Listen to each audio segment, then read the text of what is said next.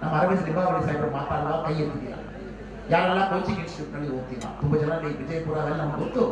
ಕರ್ನಾಟಕದಲ್ಲಿ coaching institute ಬಹಳ ಒಂದು ಸ್ಟ್ರಾಂಗ್ ಆಗಿರುವ ಪ್ರದೇಶ ವಿಜಯಪುರ.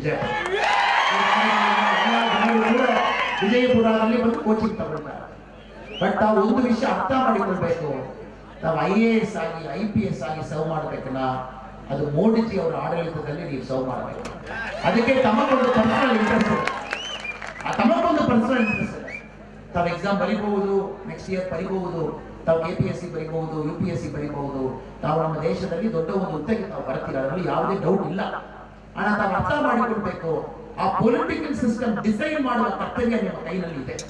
ನಿಮ್ಮ ಕೈನಲ್ಲಿರುವ ಒಂದು ಬೆರಳು ಪವರ್ ಇದೆ. ಅದಕ್ಕೆ ತಾವು ಇಲ್ಲಿರುವ ಯುವಕರು ತಾವು ಡಿಸೈಡ್ ಮಾಡಬೇಕು. ಇಲ್ಲ ನಾನು ಬೇರೆ ದಾರಿಯಲ್ಲಿ ಹೋಗ್ತೀನಿ, ನನಗೂ ಪಾಲಿಟಿಕ್ಸ್ ಏನ್ ಸಂಬಂಧ? ನಾನು ಒಬ್ಬ ಹೋಗಿ ವೋಟ್ ಮಾಡಿದನ ಮೇ 7ನೇ ತಾರೀಕು ನಾನು ಒಬ್ಬ ವೋಟ್ ನಲ್ಲಿ ಈ ದೇಶ ಬದಲಾವಣೆ ಆಗ್ತದ?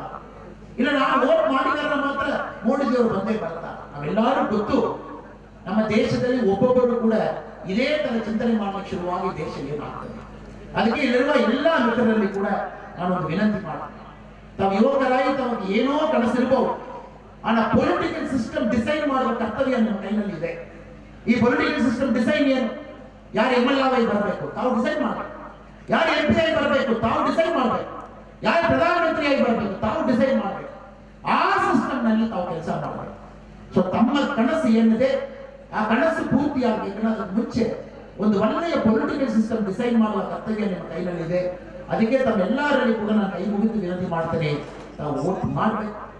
ನರೇಂದ್ರ ಮೋದಿಜಿ ಅವರು 3ನೇ ಬಾರಿ ಕರ್ಕೊಂಡು ಬಂದು ತಾವು ಕೂರಿಸ್ಬೇಕು. ಇಲ್ಲಿ ನಮ್ಮ ರಮೇಶ್ ಸಾಹೇಬರವರು 7ನೇ ಬಾರಿ ಕರ್ಕೊಂಡು ಬಂದು ತಾವು ಕೂರಿಸ್ಬೇಕು. ನಿಮ್ಮ ಅವಧಿಯಲ್ಲಿ ತಾವೆಲ್ಲರೂ ಕೂಡ 22-23 ಇದ್ದೀರಾ. ನಮ್ಮ ಯಾರಿಗೂ ಸಿಕ್ಕದೇ ಒಂದು ಭಾಗ್ಯ ನಿಮಗೆ ಸಿಗ್ತಾ ಇದೆ.